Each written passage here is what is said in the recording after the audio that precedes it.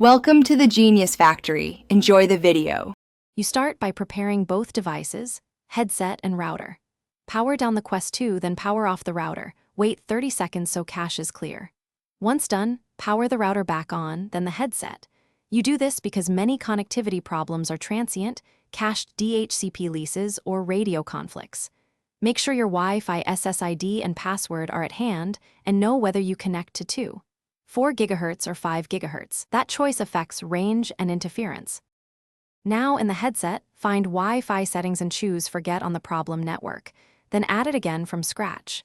You do this because credentials or saved profiles can be corrupted. If reconnecting fails, switch to manual IP.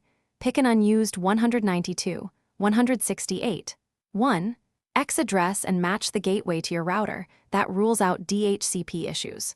Also, disable any VPN or enterprise authentication on your phone or router. Finish with advanced checks. Update router firmware, set security to WPA2 only, and pick a less crowded channel to reduce interference. If nothing else works, back up your headset data and perform a factory reset. This clears deep software corruption. You do that last because it erases local content. One key troubleshooting tip: if the Quest still won't connect, examine the router's client limit and logs. Many modern routers silently block new devices when limits or MAC filtering are enabled, and fixing that restores connectivity.